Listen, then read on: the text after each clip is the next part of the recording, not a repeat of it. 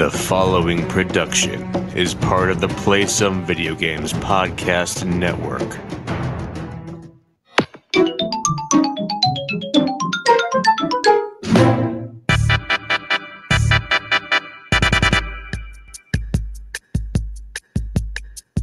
The Nintendo Shack is back. Welcome to the PSVG Nintendo Shack. I am Jason Lacey. We're happy to have you here for episode 27. Joining me this week is Miss Caroline. Time to game with a dame. Right. Did it take you back? Yeah. I'm still marveling over the repeated fails that we had to get this podcast going. So, okay. Yes, podcasting, internet, technology. And also here this week, Mr. Donnie Reese. Greetings, Kooplings. What's going on? Welcome, sir. I'm excited to We're shack. Woo! I'm going to keep you guys going tonight. I'm ready. Let's do it. Yeah, we usually have like, hey, what are we going to talk about tonight? I don't know. There's nothing going on. And then boom. Got all this cool stuff. We got all the cool stuff to talk about tonight. Yep. Hope you're ready for some good Nintendo fun because we are. Donnie, you got a boatload of news. Oh, we have so much news. And you know, so much news. I knew you said it in Discord last week. You know, we went a day early so Caroline and I could watch the draft, and then we woke up that morning and just a deluge of news came out. We had nothing to talk about Nintendo really for weeks, and then just all kinds of news came out. All kinds of news. You want me to start? Yeah, let's go. Let's break into it. Woo! Okay. I'm going to try really hard not to butcher this name. I actually practiced it about 36 times earlier.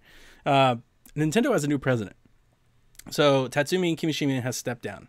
And that's not surprising, right? When he took over, like it was supposed to be a short-term thing. He's actually been there for, I guess, 2 years now?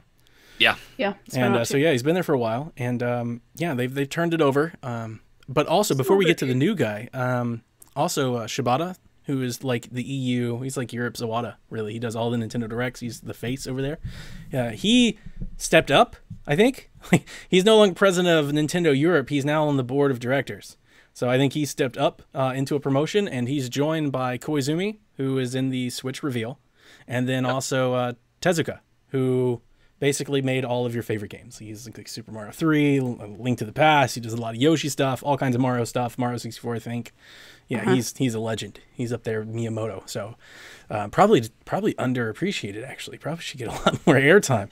But yeah, they all moved up to the board. So it's like this whole company-wide shakeup, really. And they spoke to some of that. I've got some comments for that. But the new president, Shintaro Furukawa. I said that so many times earlier. I think, yeah, that's pretty close. Thank you. He's 46 years old, which I think he's the 5th or 6th president of Nintendo since like 1880. And only Iwata was younger when he was named president, and he was younger just by a little. I think he was 42 when he was named president in 2002. So, I mean, and that was really kind of the message. The message from Kimishima when they addressed the press was, hey, we want to restructure. We're kind of realigning things, and we want to go younger. They were like, video games is a youthful business. He's like, you know, we sell, I think they called them, I think he called them playthings. He's like, you know, we're in the business of making playthings and entertaining. And he was like, you know, you kind of need to have a youthful heart. Now, that's about where I think the comparison to Iwata maybe stops. Iwata was a game developer. You know, Iwata made Pokemon and worked at HAL forever and Kirby and all this stuff. Like, this is not a game developer. Furukawa is a marketing guy.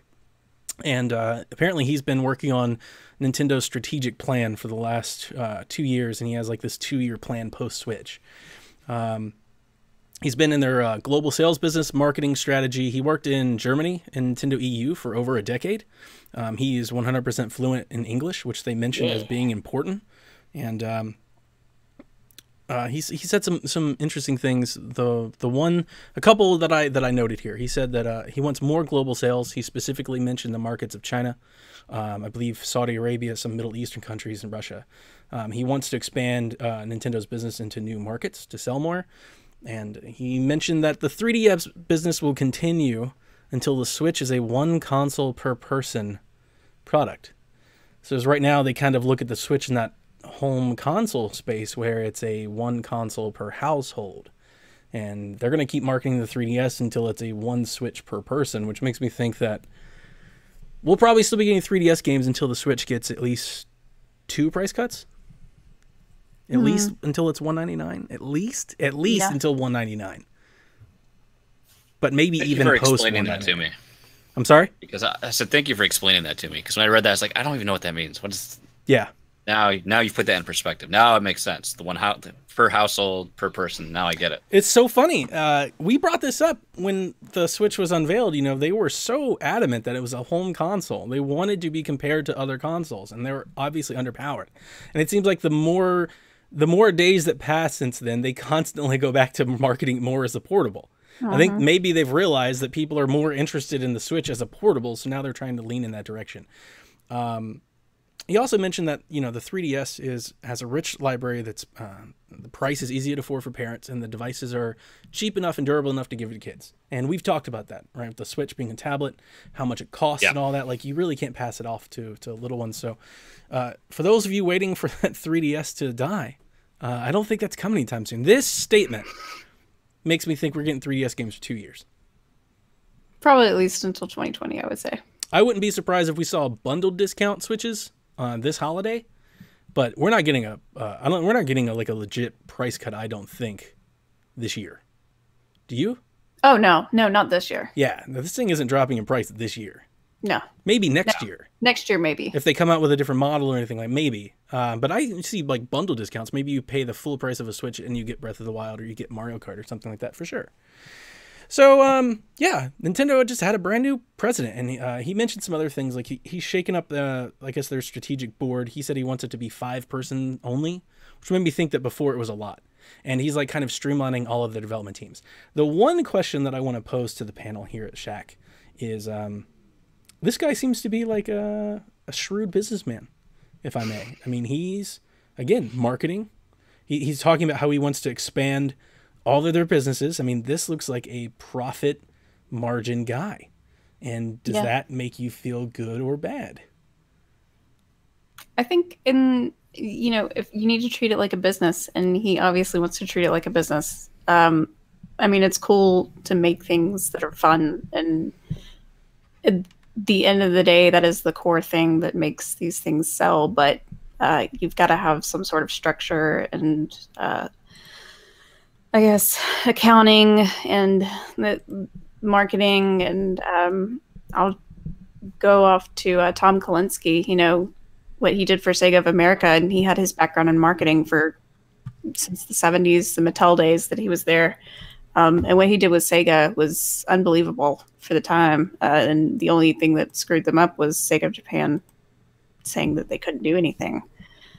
So I think that having somebody in a background of marketing is actually probably going to be a good thing, hopefully. If he's the one that's been doing everything for the past 2 years for the Switch, I'd say he's done a pretty good job. That's a good point. The Switch has been marketed well. It's something we constantly talk about, how they've marketed towards young adults in a different market and things that they haven't done. And I mean, it's a really good point. I just, you know, I think we discussed this a little bit on the earnings call. It's interesting how we as consumers have all this emotional, nostalgic love and ties to these video games, these characters, these things that we couldn't live without, and they're all controlled by people that are just looking to try to make as much money as possible. Right.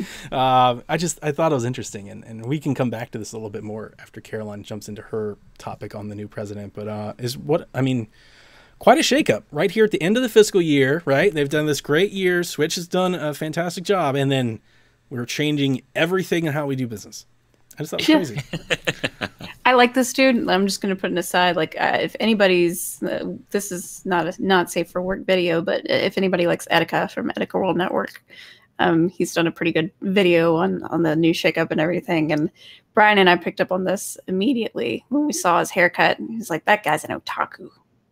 So this guy might be the reason that we have the jiggle physics and, you know, the Joy-Con rumble and stuff. You never know. I think because somebody said that guy definitely has a body pillow or something. But anyway, didn't he spend some time at the Pokemon Company as well? He did. Yeah, he's on their board. He's on their board of directors for the last 10 years, I think. Yeah. But on my side of things, so he's going to be focusing on mobile, and we've seen a lot of good stuff out of mobile. Obviously, Fire Emblem Heroes, and I guess Animal Crossing is still making money. I'm not sure, but we have that new game that they've acquired, that RPG that's hitting Japan and Hong Kong, I think, and it's not going to be coming to the States anytime soon, but I'm really excited when it does. He wants smartphone gaming to hit 100 billion yen, which is just shy of $1 billion in America. It's $911 million just with one game. So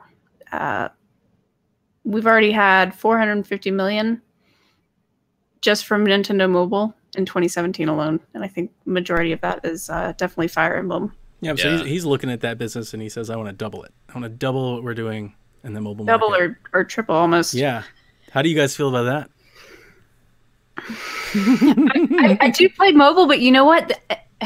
I started every single Nintendo game on mobile, and I just don't play them anymore. It's something that I don't know. I think it's just I see them as cash grabs, and that's why I'm opposed to it. There's only one game that's allowed me to get the cash grab, and y'all know what that is. But I did like Animal Crossing. It got stale really quick. And Fire Emblem Heroes was a collect-a-thon, and I can't do that. It's not good for my health. But that RPG that I was talking about, the JRPG that's coming to Japan soon, is actually by a developer named Cygames that apparently has been working on this for some time, and it's called Dragalia. I'm interested in it because I've been playing nothing but a JRPG since December. So it'd be nice to have a JRPG on Switch, JRPG on my phone. Quite nice day. And then we've got Mario Kart Tour that's also in the works. So this fiscal year. They said it's coming this fiscal year. So it's planned between this time next year. We should be playing Mario Kart Tour on our phones. Cool. I would probably think that it would be coming later on at the end of the year then. Probably. Still don't know. It's been a while since. I'm just curious what that is. I'm using tilt controls. Exactly. Yeah. Exactly. I mean, I'm fine with them expanding mobile, but I want them to be fun experiences, not like, oh, insert coin to continue, you know? And I mean, I understand they're trying to drive revenue through that, but at least like Fire Emblem was a bit more of a game, but then I have no interest in doing the collecting, you know, much like that's what killed it for me. I played it for about 2 weeks, and then everything's limited on the weekends, and you got to buy the stuff to get for a chance to get the characters. No. Yeah. And same thing with Animal Crossing. It was just like, okay, this is cool, but I really just don't care about decorating this campsite. And if you don't care about that, then it's like, what are you gonna do? Yeah. I feel like they really missed what Animal Crossing could have been. I agree. Yeah, Animal Crossing could have been huge.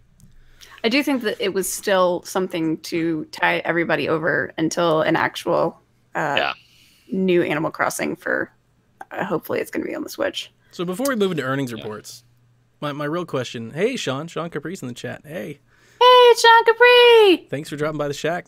Do you guys have any concerns that, like, if Nintendo really hits it big on mobile, that it robs their dedicated gaming business? It's something I always bring up every time I feel like I hear about it. Like, I'm worried that, like, you know, Fire Emblem Heroes might become something that the next Fire Emblem game might be like. You know, like, I don't want... Because we see it, right? We see like, we've already had the Star Wars experience, right? We see these games adopt mobile things. Pay $60 for full game. They have microtransactions. They have loot boxes. They have all this stuff. Like, could this possibly be Nintendo going, hey, we're going to start doing some of this? I don't... I think they've done DLC so well on the Switch so far that they would be remiss to mess that up. And I think there's two separate and distinct things. There's people that want to spend $1.99 on a little thing in a mobile game versus people that want to buy the season pass online on a game that they've already paid $60 for. you can spend up to $200 on a mobile game. Trust me. I mean, I agree. Every time I hear this news, I can't help but go there. In my mind, I'm like, what happens when they put Mario Golf on mobile instead of on Switch? Like, what happens when the profits outweigh? I mean, think about it. Fire Emblem made $400 million, $300 million. That's insane. Do you think Fire Emblem Warriors made that much money? Oh, heck no. No. Like, I don't know. Maybe they could be completely separate, dedicated businesses. But every time I hear it, I just get slightly concerned, especially with the Switch being a tablet, like something that plays mobile games. Yeah, that can be hacked, dude. we haven't even talked about how it can be hacked, have we? Them expanding their smartphone business actually brings me a second point I wanted to make on this topic alone, is I actually think it would behoove them to put their mobile games on Switch. Yeah, I can see that. That way you could play if you have a Switch, or you could play just on your phone. But you'd have just do transactions through eShop on Switch. I can see that. I don't know. It's just a matter. It's just a matter of you have to do code for iOS, you have to code for Android, and then you have to code for Switch. Right. Switch is Android. Is it? It's their own OS, but they built it off of Android kernel, if I'm not mistaken. Oh. Right? From NVIDIA? I think so. Yeah, I think so. I think you're correct. I think based on like the browsers I've seen running on Switch, I'm pretty sure they look Android in nature. It's at least Android in origin. They definitely have their own proprietary stuff on it, but it's Android based. I don't know. I think that two sides can coexist, as separate entities, much like we've seen the 3DS side of the business continue to run separately.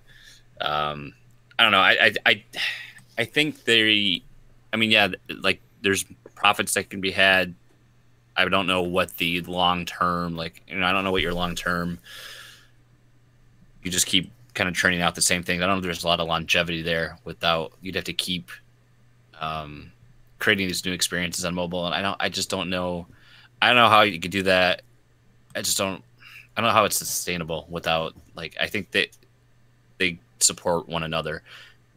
Look what the interest Fire Emblem got because of the mobile game, and look at Pokemon. I mean, Pokemon Go drove all these 3DS sales all of a sudden that we hadn't seen. So it's weird that I think Animal Crossing, we talked about that.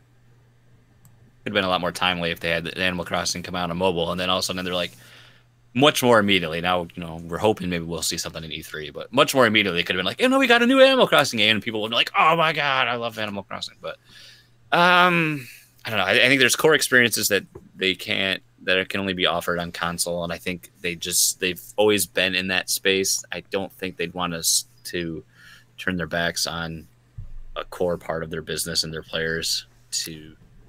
And I don't mean to come to Shaq all doom and gloom. It's just when I read his statements and how he wanted to push the business and he's more markets and mobile $1 billion, I was just like, man, this really sounds like a profit margin type of guy.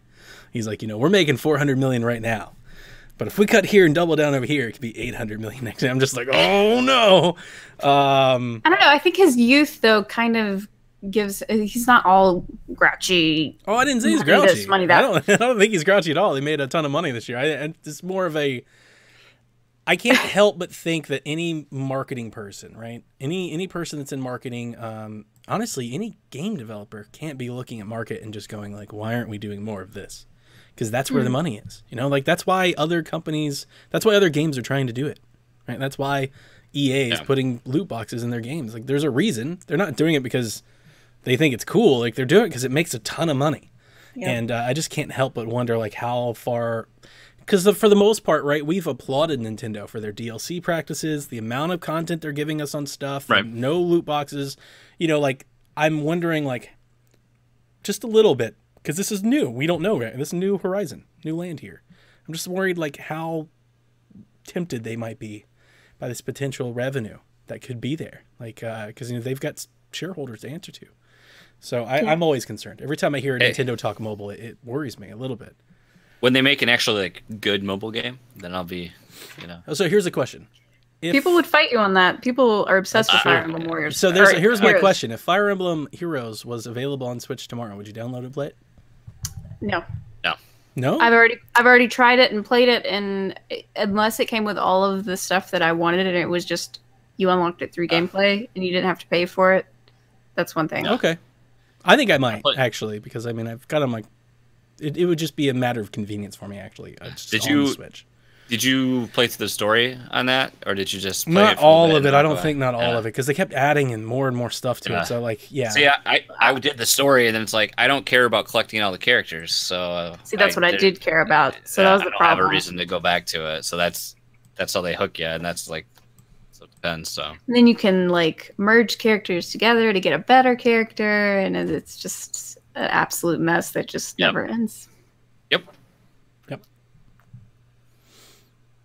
We'll see. We'll see what happens. Well, let's talk some numbers. We like talking, speaking of financials. So Switch has sold 17.79 million units in the first fiscal year, and they've upped their targets to aim for 20 million in the current / second fiscal year. They want to ship. Possible. I think it's possible too. They want to ship 100 million Switch during this fiscal year. Now, it's interesting because... that's software. They want to spend 100 million pieces of software this year. Switch software. It's interesting we talk about that, the piracy thing, because now that's come out, and I guess I shouldn't say piracy. You can hack the Switch, which may lead it to run pirated software. And the important thing to note with that is it's not... it's a flaw with the actual Tegra chip that... Mm-hmm.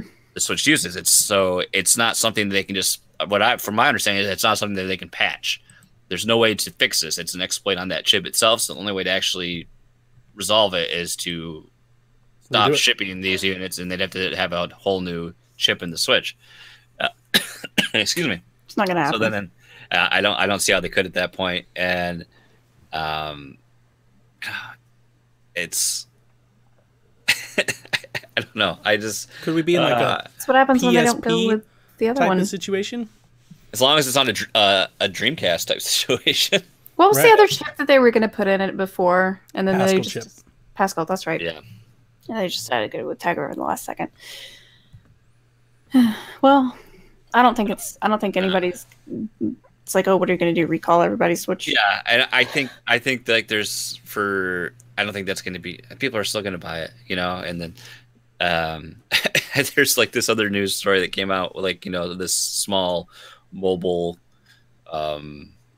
hardware developer is going after Nintendo for patent infringement on this detachable controllers. They have like these detachable controllers that mount around your smartphone, so you have like a Bluetooth handheld controller, and then they're being investigated now about it. But the whole thing was like, oh, they could put a halt on their imports, and it's like, I don't think this is going to affect Nintendo's ability to sell a Switch or have more quantities come in. So if nothing else, this company would just get like royalties off it, even if it's found they infringe. But I'm pretty sure we've already seen this before with other, this has been played out. So I think Nintendo's going to have no problem hitting that 20 million, shipping all the software. They'll be just fine. 20 million, huh? So their first year, their launch year, they launched with the highest selling Zelda game of all time. Some would argue the best Zelda game of all the time. A huge selling Mario game. Mario Kart, which outsells Wii U. They didn't hit 20 million this year. You think they're going to do it in year 2? Yeah, because Smash. Absolutely. I think the people that have been holding out for buying the Switch, like they want to play Zelda and they want to play Mario, they've been waiting on a Smash game. I think we've got Smash coming, and then whatever these this other unannounced, because we're going to get some big unannounced property at E3. Please. So for them to get 20, I think they need 2 or 3 of those. I don't think they can do Smash and one other one. You need a couple, because not only did they launch with the games that I just mentioned, but they also launched with a really strong lineup that year. Think about the last, that first year. They had a game every 6 to 8 weeks. Yeah. Mm-hmm. Right now we don't. And people are starting to complain about it. And you want to send 20 million out there into the wild to get picked up, I think you got to get back to that. You got to get... Dude, Funky Kong, he's got it covered. Funky Kong. He's bringing it. Man, it'd been great if they called it the Jacob year Rush of Funky would Kong. definitely say so. That would have been great if they called it the year of Funky Kong. If they did like a whole year of Luigi spin-off thing with just Funky Kong. He just started showing up everywhere. He's like Funky Kong DLC and Odyssey and everything. Just Funky Kong and Smash. Funky Kong and Mario Kart. Just Funky Kong shows up everywhere. That'd be great. That'd be hilarious.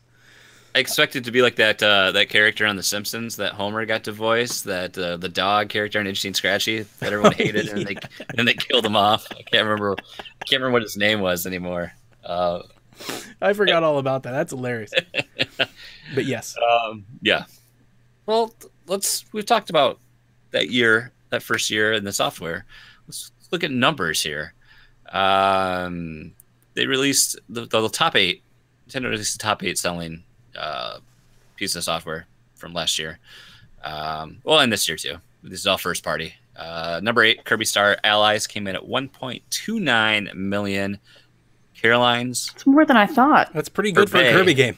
Yeah. It is good for, it went over $1 million. Kirby game. Yeah. And I mean, it's only been out a few months. Yeah. Right on the heels. Xenoblade Chronicles 2. It was March. It was only out for a couple weeks by the time these earnings were pulled. Yeah.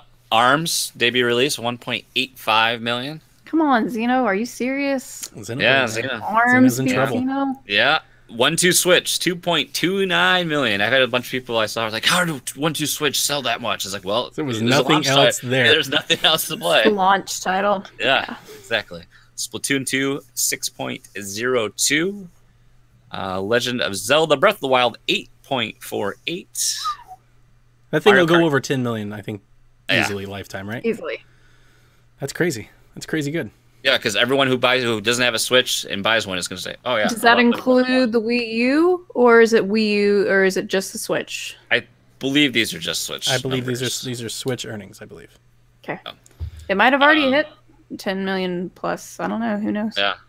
Mario Kart 8 Deluxe 9.22, which trumps Wii U's 8.4. Why are we porting the game? I already got it. Nobody's going to buy it again. Nobody's going to buy a Mario Kart. 9 million copies at $60 a piece. That's insane money. I bought it day one. That's I had it pre-ordered. Crazy money. How long do you think it's going to take? Do you think how long do you think it'll take Tropical Freeze to exceed hit Wii U's numbers? Yeah. Let's hope it does. I mean, let's hope it does. First month with this install base and when it came out, I think first month. I know we have, like we always talk about, the echo chamber we're all in, and we, the people we surround ourselves with, but I can't, countless people's like, oh yeah, I'm getting it, can't wait, getting it, yep, Tropical Freeze, I'm all in, and it's like, all right. So you do you. I have a question. Granted that these numbers are so high, especially for old game is old, a port of this old game, Mario Kart 8. Does Switch get another Mario Kart title before it's done? That was on Nintendo Voice Chat. I still listen to that, and that was someone's prediction. That was that we're going to get a Mario Kart game at E3. Not this year. That's insane. That's insane. That's everyone's like, no way. Maybe DLC. I would prefer they just keep adding to it. Yes, I don't. I thought about that too. It's like I don't want another one. I think Mario Kart 8 is like 8 Deluxe is like the magnum opus. Yeah, that's like. I mean, you can't only. I think if we got another game, I hate to say it, but I think it would be a lesser Mario Kart game. So I would love to see like what we got at the E3 how many years back when or how did they announce the DLC? Was it just in a direct, wasn't it? I think it was in the direct. Yeah, it was a direct. I was like I don't think I had my Wii U yet, so I was kind of still on the outside, and so I don't quite remember. But how that was so awesome. And Mario Kart 8 is what made me buy a Wii U. It's what made me buy a Wii U. I bought the pack with the Mario Kart thing. Yeah, yeah. I got it right. I got it to play with these guys. I got it right my Wii U right when it came out, and I just don't. I don't see that happening. Just like people are really upset about if Smash was a port. That whole debate if it's a port or if it's a new game, but at the same time, I would totally be okay with that game because I think Smash Wii U is the bones, the framework there is so good, and you can just build upon that. But number one, of course, no surprise because it's the only one I hadn't mentioned. Super Mario Odyssey, 10.41 million units. I'm surprised. I am. Not you're surprised? I am. Considering the amount of buzz, the launch title, the fact it was on market longer, people are, so many people are comparing it to one of their favorite best games of all time type stuff. I really am surprised that Zelda is not number one on this list. And I know Zelda typically never outsells Mario, but I mean, just given all of the head start, like all of the advantages it has, for it still to be lagging behind, and selfishly, I just think Breath of the Wild is a far superior game. Agree. It's like, I'm like, who out there is getting, who out there is getting a Switch and not trying Zelda? Like, at least try it. Well, I mean, you have to understand that I think children, like smaller children, are obviously not going to be playing Breath of the Wild, but they'll be playing a Mario game. Sure. And everywhere I've seen somebody outside, if I just happen to see somebody that's got a Switch out with them, it's always a kid. I haven't seen an adult actually carry around a Switch. My son actually has 3 kids in his daycare classroom that bring their Switches to daycare. And he is so upset at me that I won't let him. No! He is so upset. Oh. He's like, Kevin gets to bring his Switch. I was like, Kevin parents can worry about Kevin. You are not bringing my Switch here. Are you out of your mind? Have you seen these heathens? Like, no. Yeah, they're playing Smash, and I can't play with them because I don't have my they do. And it's like this little club that they've got that I know Jack wants to be a part of because he's such a little gamer. But they sit around on their little bean bags and they play their Switch together. And I can't believe that that's even allowed. Sorry, man. You're not taking the $300 video game console to daycare. No. I can't believe parents allow that. So it's a little surprising, man. It's crazy. What a year. What a year. There's all these numbers. That attach rate. Yes. Yeah. It's 1 out of every 2. And then what is it? I mean, 1 out of 2 basically bought Breath of the Wild, Mario Kart, and Odyssey. 1 out of every 2 Switch owners bought all 3 of those games. I'm surprised Splatoon's not a little higher because just how crazy popular that is in Japan. Bit. So I'm interested to see what that breakdown is between regions on that, because it seems, I mean, it's popular here, but it's like a phenomenon there. I mean, they sell clothes and cell phones. Like I watched the Nintendo, one of the more recent Nintendo Minutes, and they went to visit Nintendo Japan, and they're talking about how you walk around on the street and you can just, there's merchandise, all this Splatoon crap you can buy, and it's just everywhere, It's awesome. I really like. I mean, everything that I've got that's Splatoon is an import because they don't sell it in America, but it's in droves over there. They've got a manga. I mean, the manga is being localized, but it's just unbelievable that they've done a manga spinoff on this game. Can't wait to go to Japan and see all that stuff, though. And maybe the DLC get reinvigorates. I mean, Splatoon did drop in that period where it didn't drop between Cart and Arms. Like it went Breath of the Wild, Arms. It came after Arms. Arms was like in May or April or something. So we got Cart, and then we got Arms, and then Splatoon. Yeah. Yep. And Arms went, oh. Yeah. I beat Jason Arms. I never played it again. I beat Jason Arms. That happened once. Did happen once. Mario Golf and Arms. Those are the advantages that I have. Can we just? I know you want to talk about Mario Golf a little bit? We can talk about Mario Golf because this has been a phenomenon, and I love listening to other podcasters in our circle. They're like, "I'm playing Mario Arms. I mean Mario Arms. The sequel. That's awesome. New DLC. I'm playing Mario Golf, and I love it. And it's people like me, people that were like me. It's like 3DS. That's my new doorstop. I don't use that. And everyone's like, yeah, I got my 3DS back out and playing Mario Golf. I love it. I mean, I've been trying to tell you guys for 5 years now. The game's amazing. You and Josh Stapleton started a movement. Tried to tell you. Nobody wanted to listen to me, Caroline. When we first started PSVG, I tried for about a year to get Mario Golf tournaments going, and I had a little bit of traction, but not like this. And I'm just glad everybody's enjoying. What a fantastic game! What we need to do next is convince everybody to buy a DLC, because I'm running out of courses. Like, the DLC courses are the best. What do I get in the DLC? That makes sense. The DLC, you get 4 or 5 characters and you get 4 courses. I think, you get 3 characters. You get Nabbit, you get Toadette, Gold Mario, and Rosalina. Now, Jason, with Gold Mario, every time he hits the ball, you get coins. Gold. Like, it's just a stream of gold, constant. So, like, if you want to level up quickly, just buy that and play Mario Golf for a week. You'll have everything. I only play as my me. I don't play as anybody else. That's all I've ever played with this too. I've always played as me. But I mean, I've got like 500,000 coins that I'll never use because I've bought everything in the shop just because of Gold Mario. You just play Gold Mario for like a day and a half. You'll have everything. You'll have all the gear you could ever want. Yeah. I like the one of the courses that they have. It's like that nighttime one. Is that the one that I'm thinking of? The Sky. It's Sky something. I can't remember. but it's very, very good. That's that hole-in-one challenge. Yep. Was that a part of the DLC, or was it not baked in? No, one-on-one green challenge was. Yeah, that's in the base game. $15. You get. Is it in the base? Let's see here. Yeah, because I've played it. I think there's a specific. There's like all specific. Hang on. Here you get. Sean Capri is open in the 3DS eShop. He says. Nice. You get Toad Highlands, Koopa Park, which is one of my favorites. Yeah, Toad Highlands is from the original Mario Golf game, guys. Layer Cake Dessert, Sparkling Waters, Rock Candy Mines, and Mario Star.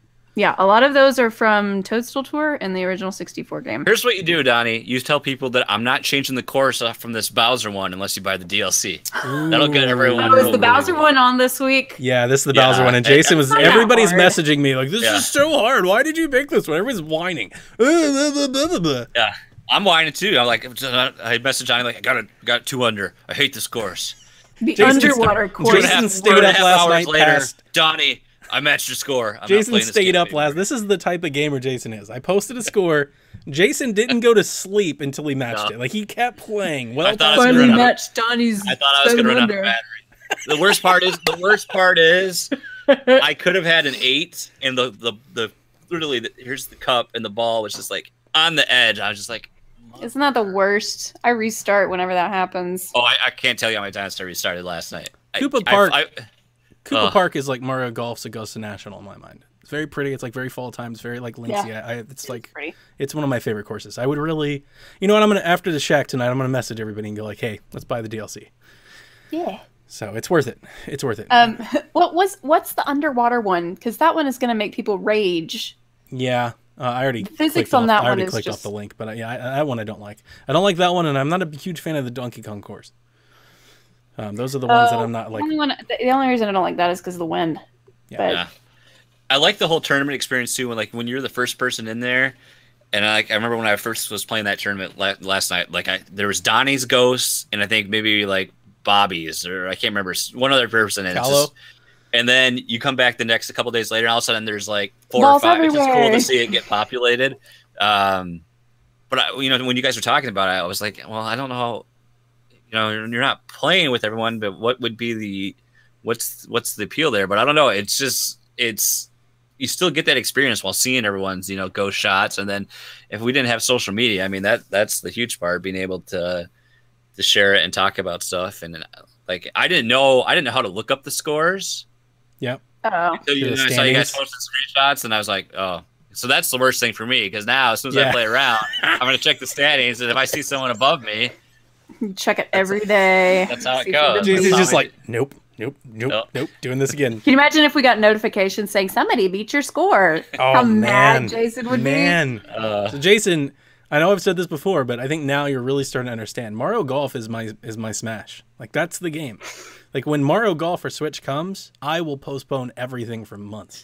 Like, I'm gonna stop buying everything, because here's the thing that you missed, right? I mean, they're still doing it, but it's not the same like when you play it when it's new.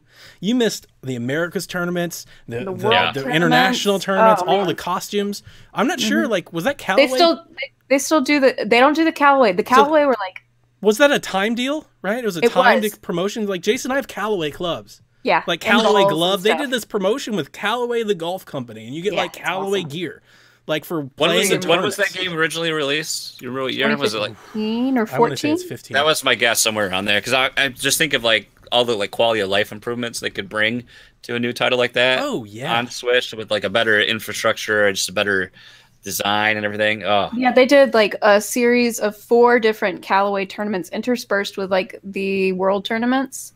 I think it was like 1 a month for the first like 6 months or 4, or obviously 4 months. But yeah, you got cute little Callaway gear for your Mii. And that's all the gear that I'm using. If you wanted to know like the gear that I have my outfit, and then I have Callaway clubs and ball. That's what I play with. That's awesome. Because I played Callaway in high school. Like I just play Callaway in Mario Golf. Yeah. If you have power saves, you can probably hack it. I'll say that. It's so good. It's so good. I tried to tell you guys. It's so good. Well, I bought the game day one, and I bought DLC day one. It's just like amazing to me that I ever found somebody that's obsessed with golf games as much as Donnie is. It's just like we're talking that night at GameStop. It's like, I love golf games. I do too. It's like, oh my god! No way! Because I have no competitive spirit really when it comes to games. Like I play Smash, I'm like whatever happens. I play kart, and like I like trying to win at kart, but like losing doesn't bother me. Golf, it kind of does. Like when I lose at golf, like if the new Mario Golf comes out, I'm beating Jason. I'll keep playing until I beat Jason for sure. I'm not gonna be like, well, Jason's so good at video games. No, not a golf. As long games. as Camelot keeps making the Mario Golf and tennis games, that's the I thing. think It needs to be Camelot because they haven't done all the Mario Golf games. It needs to be Camelot. Camelot is the best. Camelot's the best at it. Is Camelot exclusive? I don't know if I've played a Camelot game on another console. I don't know. I don't think so. But if I was Sony, I'd give Hot Shots to Camelot because they screwed everybody's golf up. It's not nearly as fun as it used to be, in my opinion. So let's get off we talk about golf for like 10 minutes, man. We talked about like it's like 4 weeks in a row. We're talking about this 3-year-old game. Because every time we promote it, we bring more people into the fold. Yeah, we got like what, almost it is so 20 much fun people. seeing all the me's and yeah, that is. I told you, it's a really neat, like unique multiplayer experience. I still to this day best multiplayer game you can play on 3DS in my mind. Yeah. What we need to do like that. Next week, next tournament, we need to find a lunch time or an afternoon time where we all play together in the same lobby. We need to lobby up and play live together. Yeah, so how does that work exactly? It's just like Metroid Prime Federation Force. Like you actually join up online and you play in a lobby and you like see each other as you're playing like live. So it kind of looks the same, but you're all like playing in real time. So like you can't like quit and start over. So I apologize. I'm loading up one of our articles, and if an auto ad plays, I apologize in advance. You got to mute the tab, man. Mute the tab. Anyway, yeah, I've only played online in a lobby maybe about 3 or 4 times on there. I just never had like the people that I knew. I think I only had 2 or 3 people that ever played Mario Golf before. So this is kind of when we started. We were back at Married to the Games forums. I think there was like 6 of us. It was like Brian and some of the old like Nintendo forum folks. Like we played religiously every week for about 6 months, man. You always had the opens, as you described it, and I remember I was like, I didn't have the 3DS yet, and I was like, oh, I gotta get a 3DS, and then it's like, well, by the time I finally do, they're not gonna play it anymore, so what's the point of getting it? We had a really good group. It wasn't many, 5 or 6 of us, but we played constantly every week for a while. It was very fun. It was a lot of fun.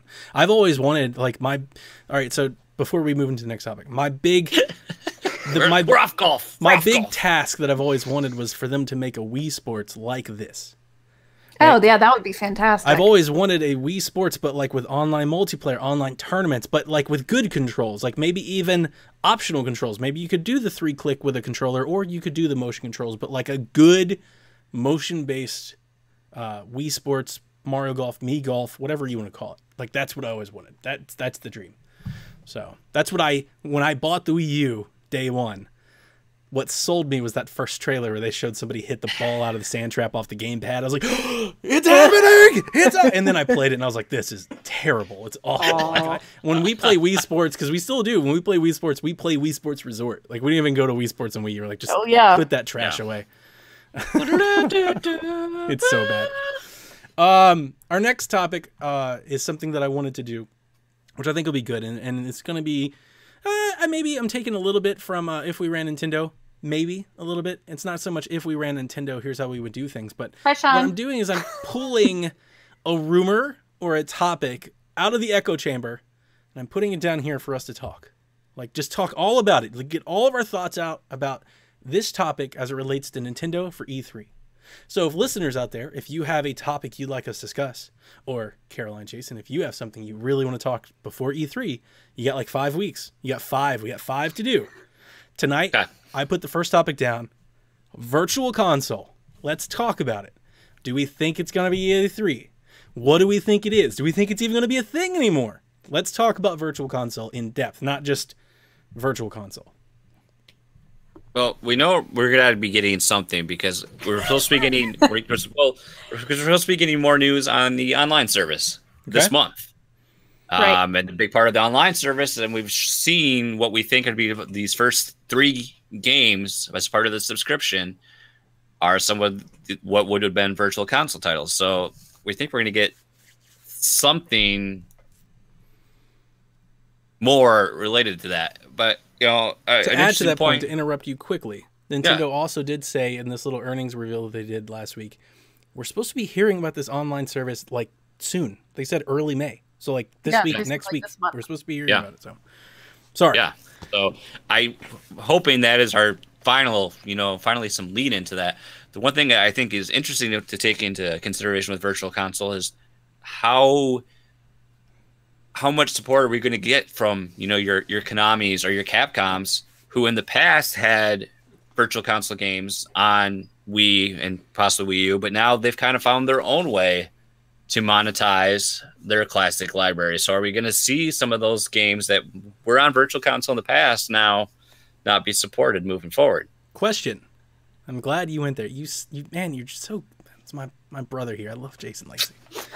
So the question then is, if all these other companies are releasing collections, standalone games, not tied to a service, why do we think Nintendo's going to do Virtual Console of old? Why wouldn't they just do the same? And maybe this Nintendo service is just like some limited time access to some ROMs. And it's not tied to this Netflix-like giant library that we've been thinking about. Like, what if they don't just drop a NES collection, SNES collection, SNES collection Volume 2, Volume 3, Volume 4? Like, because I think there's more money on the table for them to do the latter than the before. Like, if they take a collection of 2 games everybody would buy, and they package it with 3 games nobody would buy, you're making a lot more money. Like, if they take Ice Climbers and some other things and Balloon Fight, and they put it with Link to the Past, and they drop that as a bundle, more people are going to buy it because they want Link to the Past, and they'll never buy the other ones.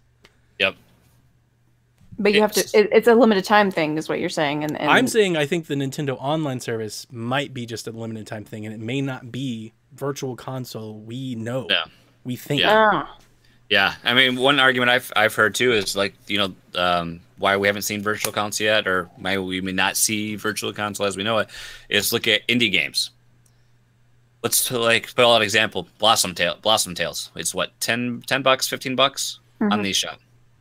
What if all of a sudden you go on the eShop, it's like, oh, I want to play a Zelda game. I really liked Link to the Past when I was a kid. Oh, this Blossom Tales game looks good. $15. Oh, I can get Link to the Past. $5.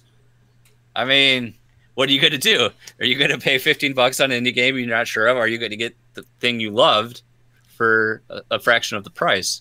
So you're cannibalizing sales from partners. But yeah, so I think like as Nintendo fans, it's what the Virtual Console is what it's always been, and so what's what we continue to want. But isn't that a risk that the Blossom Tales people take, knowing that there's going to be something like, I mean, absolutely. It's like, oh well, this SNES Classic came out, and people are just probably going to want to buy that and play that there.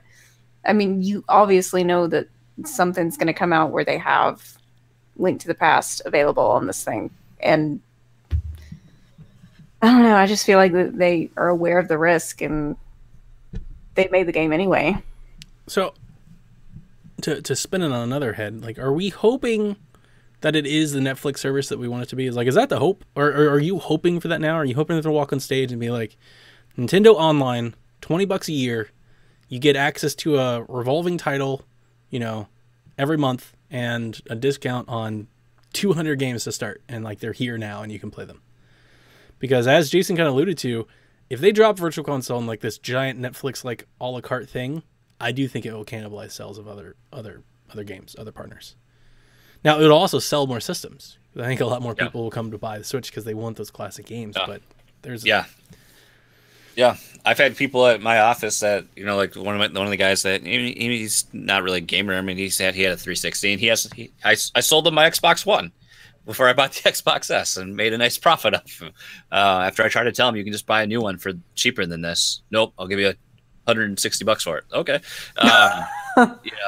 but for the longest time he's like, I just want to buy. Where can I get like? He wanted a Nintendo system where he could just play old Nintendo games. That's what he wanted, So I think there's a bunch of people that want that, and like I guess my envision for it is, we've got the online service coming, and if we're going to feature these certain games each month that you get to play, you get to have access to with whatever features they put it up, like I guess the way I saw it is, you'd be able to play those games. If I wanted to buy those games, maybe I'd get a discount because they're the featured games that month. Maybe they sell it at like a 10% discount, something like that. And then everything else is there. I can't. Okay. It would so be. You still think crazy. You can buy and own a license? That's how I still would like for it to work. Okay. Now, in theory, if it was like like a game streaming service, and you could pay a premium, and you have access to just different tiers of games, that'd be pretty sweet too. But I think that's gonna. I feel like that would the network check for that would concern me. Yeah. How do you do that on an airplane? Yeah, and then let's face it, I think they're going to keep doing this classic stuff, and so if you keep taking away games from not being able to sell some plastic with it, yeah, man. Hang on. Again, I love Jason Lacey. The SNES Classics sold 5.25 million units. Do you think like retro gaming might be a dwindling market or a smaller market? Because you remember we were all concerned, like, oh, we have to get one, like we got to get in line, and we all had all these pre-orders and everything, and like they're pretty like available right now. Yeah, I get Wario tweets like every week. I'm like, people are still trying, like, why? Like, if you haven't gotten one by now, I think there's still a lot of people that are still waiting for that because there's that rumored NES Classic restock that's supposed to be happening, and a lot of people are waiting for that. But yeah, like I see weekly, I think from Wario, the SNES is in stock somewhere. Mm-hmm. So, I mean, Caroline, what's your worst? Like, what's the worst case scenario for Virtual Console? Like, what's the Nintendo gets up and they says this, and they've ruined it for me at E3. Like, what's that? Let's get to the opposite end of the spectrum. That it's the same old what we've had for the Wii and Wii U. If it's just, oh, you can buy this game for $5.99 and have it in your library. I think we've gone past that part where we need to, people kind of want that Amazon Prime Netflix experience, and I think that's kind of what they need to have. I mean, like the Xbox, what's their $10 a month thing that they've got? Yeah. They've got to go that route. It's interesting. I do think it's interesting. I would say I'm maybe on the opposite end. I'm a little concerned that the only way I'm going to be able to play classic games is if I subscribe to them. And I kind of am that. I feel like I'm that older generation where I want to buy them and put them on my console. And I don't want to be worried like when the next console comes out that I'll lose access to them. But at the same time, if they promise to me on day one that if I subscribe, I will never lose access on the next console, I need that to be there. If they do a subscription model, I need them to go, when Switch 2 Pro Plus comes, anything that you subscribe to in your library from here to this point forward will still be there. I need that. I need that promise. They're going to come out and say, we got Virtual Console with cloud saves. You've got Link to the Past on here. Else. It's going to sync to your Link to the Past over there. Oh, that would be something. That's worth $20 a month or $20 a year for sure. Yeah, but that's just it. Does the online service in general include all online play for Switch games and all former retro games, or is it a separate thing altogether? Yeah. So I think if you've got $20 a year for all online service for Switch games, and you get an entire library of retro games, or maybe a higher tier for here's all the GameCube and Wii games for $40 for a year, I think people will bite. I think if they rolled it out slowly, like we've known them to, I don't think people like hearing this, but it's been over a year. I think if $5 more, you get GameCube Virtual Console. I'm thinking like if they just do $20 a year, here are your 3 games this month, and they just keep building on it month over month over month. I think that kind of lets them have their cake and eat it too, because on one hand, they're not flooding the market with games that cannibalize sales of anybody else that's in the window. But at the same time, they're piecemealing, breadcrumbing along us as we continue to build a library. But you can't go that route without future promises. Like, at least in my mind, you've got to make sure that you let people know, as long as you subscribe to Nintendo Online, you'll have access to these games. Doesn't matter what console you play on. So you're saying those titles won't rotate; they'll just stack. They'll like these are releases. Then if they rotate them, so my thing with the rotation is I'm not necessarily anti-rotation. We talked about this when we heard the rumors, or when we first heard like they might rotate stuff. I don't mind rotating because one, the price is so low, so the rotation makes me feel like it's like a game of the month club, right? Like everybody come to play this game.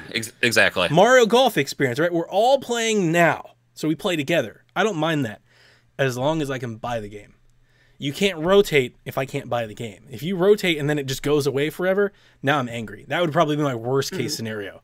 Here's the service. We're going to let you play these games and we're going to take them away from you. You'll never be able to play them again. Like that would be like worst Super case limited scenario. edition. Yeah, that would be really, that'd be a bummer. That'd be a real bummer. I'd be upset in that regard, but it's interesting. I getting back to my whole profit margin argument with the new president, I think there's more money if they bundle them and sell them in packs. It's like that Rock Band track pack type thing. I mean, right? Yeah. If you think about all the games they have, right? We're talking hundreds of NES, Super NES, N64 games. Let's just don't even think about GameCube right now. Just take all the ones that we've had before, right? Hundreds, thousands maybe, right? Thousands of games on Virtual Console, like Wii. Yep. If you broke them into, let's say you sold 5 or 6 of them at $20 each, don't you think you can make more money than just putting them on a market and letting people pick and choose a la carte? Yeah, because people are going to have to buy the pack to get the game they want. To get the one they want. And maybe, and you know, I know a lot of people would be very angry. I feel like a lot of people would be very angry because they've gotten used to this service that they can go grab. But I think it's not a terrible idea to get people trying some other games maybe they never played before. I like collections. I think my ultimate answer, like my utopia, is everything. Everything that we just said is an option. You want to subscribe? Instant access to the stuff. You want to buy them? Here's the price per thing. You want to buy bundles? I would love if it was like a SNES library pack. You know, like here's the SNES Mini on a game cart for your Switch. You know, just like 25 games, $60, something like that. On a cart. Yeah, that would be really cool. I would love it if they just did everything. If they really just adopted and owned it and said, like, how do you want this to work?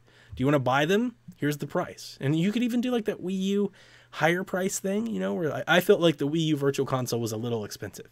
It's like $8.99 for like SNES games and $19.99 for Wii games and stuff like that. Like, it is a bit much. But at the same time, if you're buying a license to it, you could charge that. But the subscription service maybe is a little lower. Maybe it's like $5-10 a month and you just play as much as you want. I could see a lot of people jumping on that. And then the old school folks, the people that are used to, because their problem is that they've had this service already existing. So that's my thing. Strong deviation from it's going to upset somebody.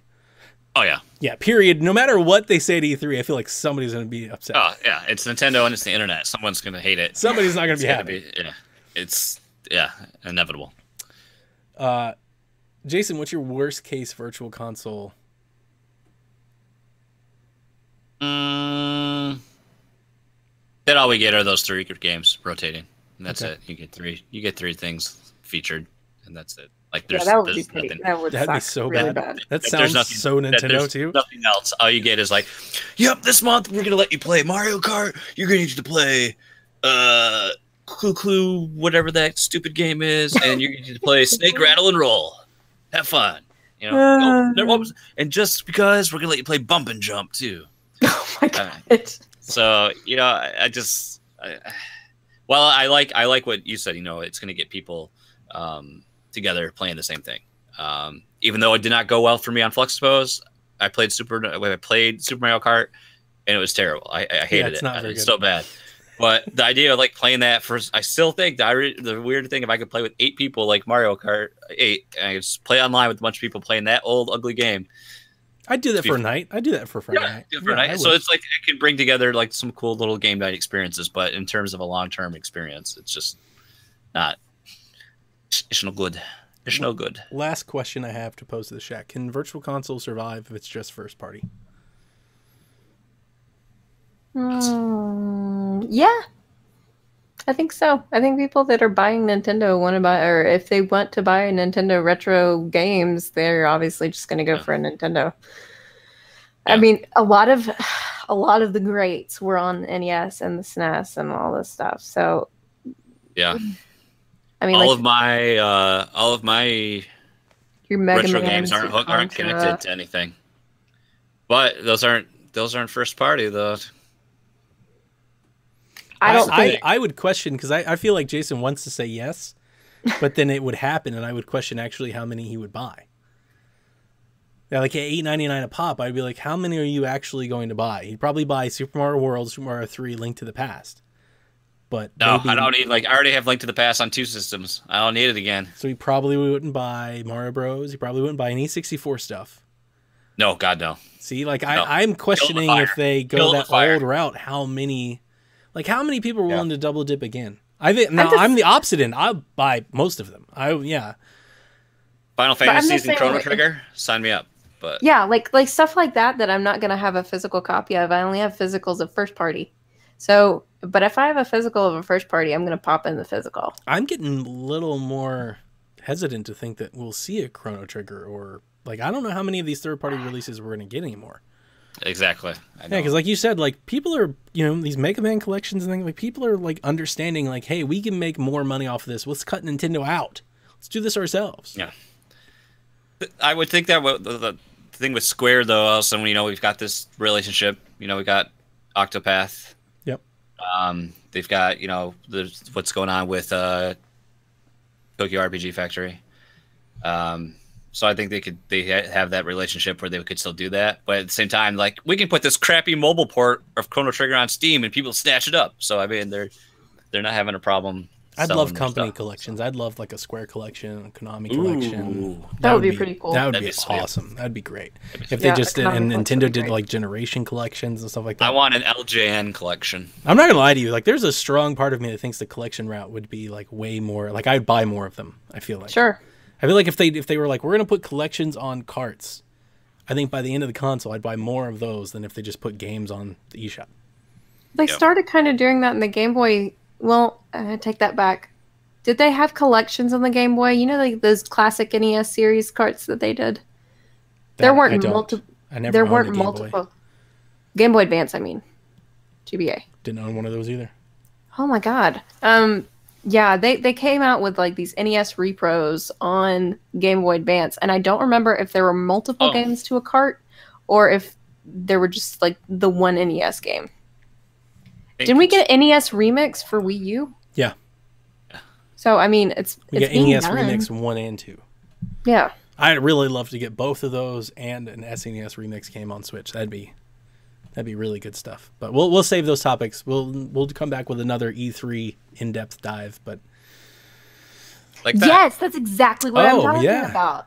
I paid Classic NES I paid $17 for The Legend of Zelda at some point. You can probably get it for like $5.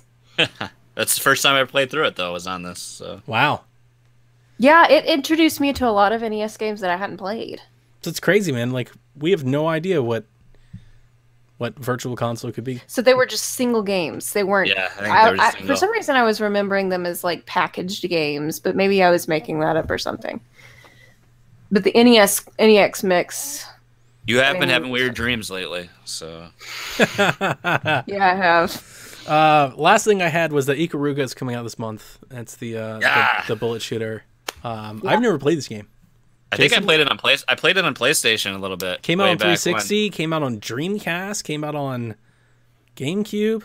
It's been out on all kinds of stuff, but yeah, it's coming Yeah, I out remember on, it being on GameCube. It's only $15, and it has a really high Metacritic game. So if you're It's if you're a good like, shoot 'em up. I need something to play, this game apparently is worth its money. Any game that Metacritic's at, like any game that's been out for over a decade, that Metacritic's on all consoles over 85 is probably worth $15. Like it sounds like it's a pretty good game. Yeah. So, but that's all we had. That's all I got, Jason. It's a good game. You should play it. Okay. We actually had something to talk about this week. Yeah, It's fun. It's We didn't amazing. even talk about what we were playing. Nope, we'll do that next week Oh. with another E3 topic. So Unless we get a crazy amount of news come again. up with some ideas. We need some E3 topic ideas, guys. Yeah, send us your topics. Listener participation. Well then, it's the time. It's Pack time. up the shack. Get out of here. As always, we would like to thank you for listening. Please check out our other shows on the PSVG Podcast Network. You can find me, JW Lacey. Where can you find you, Caroline? You can find me at the Nintendo name on Twitter. And guys, I have been so active in the Discord, have I not? You've been Like, blowing up the Discord. Super active. I'm sorry if I'm ridiculously annoying. I'm trying to lose weight, and people are joining me on my weight loss journey, so I really appreciate that. I like having the help. But you can find me on Discord or on Twitter. Donnie. I'm chatting Sean, trying to track his Mario Golf score in the chat here. He's coming for us. He's trying to get there, and he's run out of holes, Sean. Run out of holes. I'm on Twitter at Play Nintendo. As Sean Capri in the chat says, ain't no G's in Play Nintendo. And follow the entire team over there on Twitter at PSVG. Tell a friend about the podcast network. We are doing some fun things. We're shuffling up the podcast rotation. We got a new blog going out there, psvg.blog. Jason posted his first story today. Beautiful, beautiful piece of blogging over there. Brand new artwork from none other than the Nintendame. Thank you so much for the beautiful artwork for the entire rebranding. Network. So I try. Close it down. That's it. That's it. We're shutting it down. As always, thank you so much for listening. We'll see you next week for more Nintendo Shack. Good night, Koopalings.